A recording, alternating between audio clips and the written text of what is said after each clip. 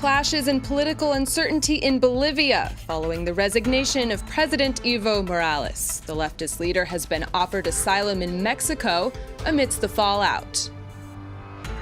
Turkey says it's begun deporting foreign jihadists back to their home countries. The move is sparking tensions with governments reluctant to take back citizens who went to join the Islamic State group. And France 24 brings you an exclusive report from the front lines of the Libyan conflict. Our correspondents give us a glimpse of a day in the life of militias battling in Tripoli. Hi, and thanks for tuning into France 24. I'm Claire Rush.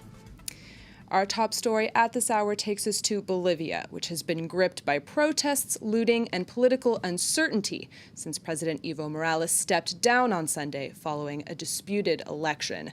Hundreds of Morales supporters are marching to La Paz currently. This as opposition leader Carlos Mesa says he fears an imminent attack on his home. Bolivia's deputy Senate speaker, who is constitutionally in line to become interim president, has pledged to call fresh elections. The National Assembly plans to hold an extraordinary session on Tuesday. Meanwhile, Morales has been offered asylum in Mexico. Here's the Mexican foreign minister. I want to inform you that earlier today I received a phone call from President Evo Morales in which he responded to our proposal. He has asked us for help and asked us to offer him political asylum in our country. The resignation of Evo Morales, South America's longest-serving leader, has sparked strong reactions from governments across the world. Russia has accused Bolivia's opposition of staging a coup, a view echoed by some of Morales' closest regional allies. Valerie de Kemp explains. A staged coup. That's how several governments and close allies of outgoing President Evo Morales have described the events that led to his resignation. For Nicolás Maduro, Venezuela's president, the alleged removal of a fellow socialist leader sets a dangerous precedent. I say yes to raising the flag in defense of democracy in Bolivia, to rejecting this coup d'etat, and to protecting the life of our brother Evo Morales, who is in danger. In a show of solidarity, Cuba, Peru, and Mexico have also condemned what they view as an attack on Bolivian democracy, a sentiment echoed by Argentina's incoming president Alberto Fernandez and Brazil's Lula da Silva, who insisted that his friend had been forcibly removed from office by an economic elite.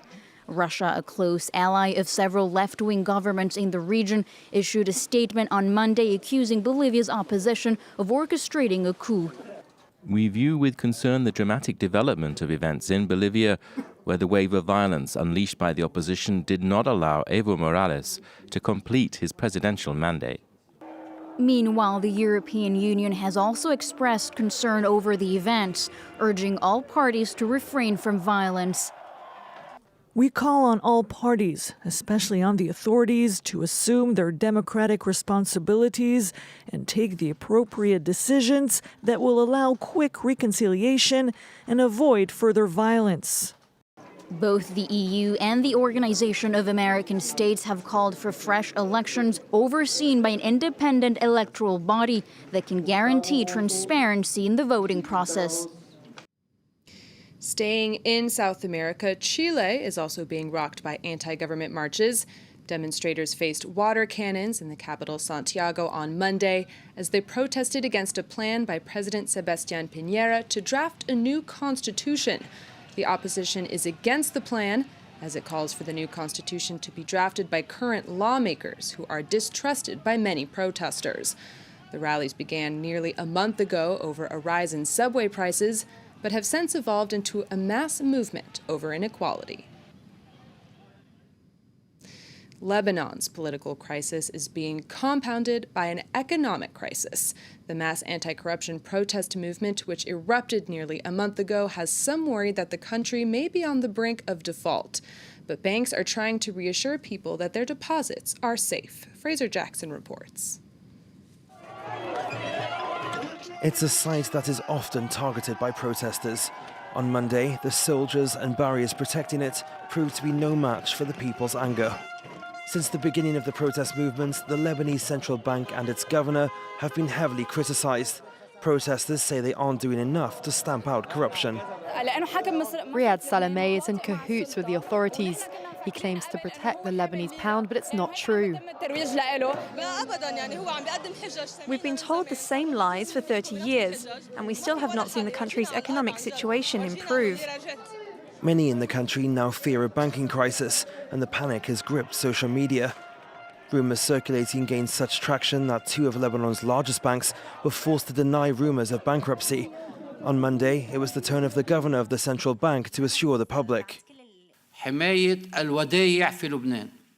Deposit protection is a key issue, and we have taken the necessary steps to ensure that all customers who make deposits do not suffer any losses.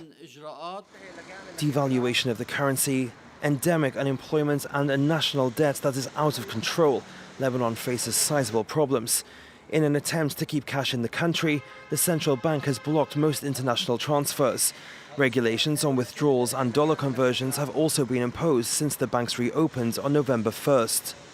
The measures have forced more and more to turn to a black market, where the Lebanese pound has weakened below its official pegged rate. Turkey says it's begun deporting foreign jihadists to their countries of origin.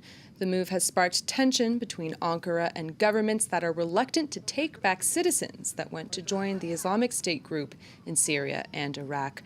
Earlier, we crossed to our correspondent Jasper Mortimer in Ankara. He told us more about Turkey's push to deport foreign fighters. Today, Turkey deported an American, a Dane, and a German. Later this week, it's going to deport another 9 Germans, 7 on Thursday, 2 more on Friday, 11 French, 2 Irish, and 2 more Danes. Turkey is said to have more than 700 foreign Islamic State members in its prisons. And it's only political analysts here in Turkey who point out that Ankara actually contributed to the problem by allowing would-be recruits to Islamic State to enter Turkey and cross the Turkish-Syrian border to go and join Islamic State. Emmanuel Macron of France has said France does not want to take these Islamic State people. They should be put on trial in Syria. How that can happen when Syria is in a civil war, he didn't explain. But France is accepting 11 IS members this week. The UK and Netherlands, however, have been stripping their IS nationals of their citizenships. The UK has revoked 100 IS nationals of their British citizenships. What will happen? Will Turkey sort of try and dump them at Heathrow Airport? Will the British put them on the next plane back to Turkey? Will they shuttle between the two countries until somebody agrees to let them in? We don't know. It's a grey area. This week, we're bringing you an exclusive series of reports from Libya, from the west and the east of the country. In our first installment, we head to the front line of the conflict, which has been going on near Tripoli for over half a year now. General Khalifa Haftar, a strong man from eastern Libya, launched an offensive to take the capital back in April. But since then, the battle has been largely stalled on the outskirts of the city, with Western Libyan militias who were once rivals coming together to fight Haftar's forces. France 24's reporters Catherine Norris-Trent, Julie Dungelhoff, and Abdullah Malkawi bring us a glimpse of a day in the life with militias on the front line. War has been dragging on for 7 months now on the outskirts of Tripoli. All this was theirs. It belonged to the enemy. All this was under the control of Haftar. We're embedded with fighters from Misrata, manning the front line in a now deserted neighborhood some 10 kilometers from the center of Tripoli. It's not a regular army defending the capital, but a multitude of militias from western Libya. We have to enter here. We continue on foot to avoid being spotted. Troops fighting for General Haftar are just a few hundred meters away.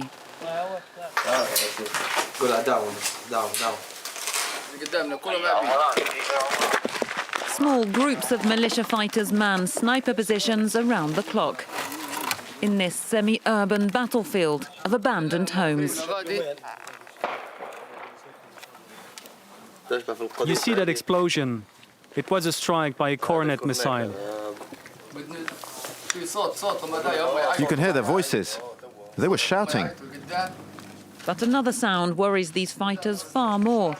A drone overhead. That's a drone which comes from the Emirates or Saudi Arabia. Since June, the battle for Tripoli has increasingly played out in the skies.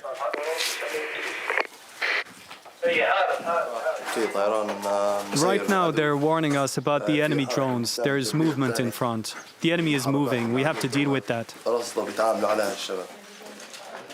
The UN Special Envoy called Libya possibly the largest drone war theatre in the world. The unmanned aircraft provide cover for an enemy advance on the ground.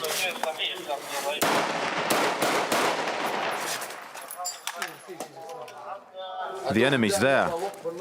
There, by the tree. Here, aim to the left.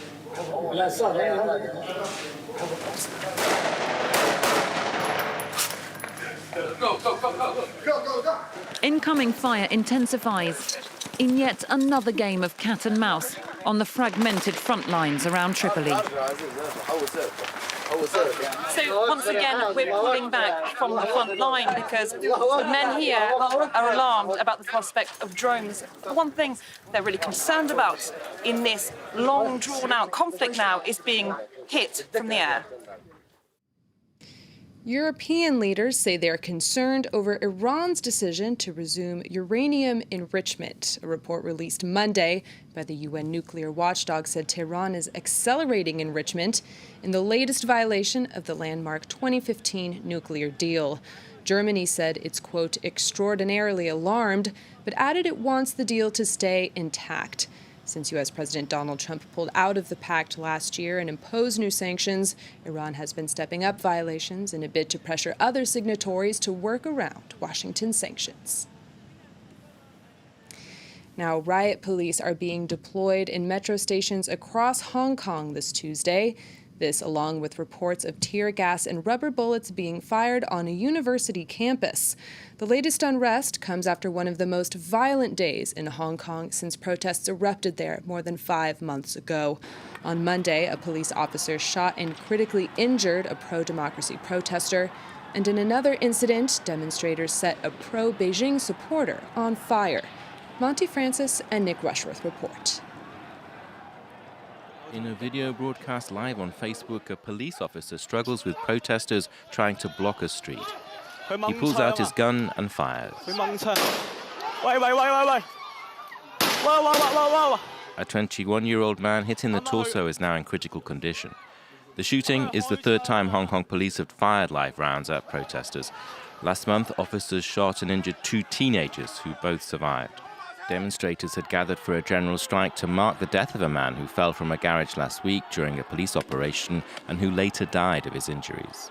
We are so angry about the police brutality and the violence that happened in the past 5 months in Hong Kong, and there is no solution because the government never responds to any of our requests on the police violence. Police accused black-clad rioters of carrying out a series of violent acts, including setting a pro-Beijing supporter on fire. Don't we care about human life now because of a difference in political views? And we would like to ask, when these people accuse police of being murderers, aren't they the same? Hong Kong's chief executive Carrie Lam vowed a response to Monday's violence. We will spare no effort in finding ways and means that could end the violence in Hong Kong as soon as possible. Demonstrators are calling on her to bring greater democracy to Hong Kong and for a thorough investigation of police tactics. So far, she has refused. Thanks for joining us here on the program at France 24. Don't go away. There's more news and analysis coming up next.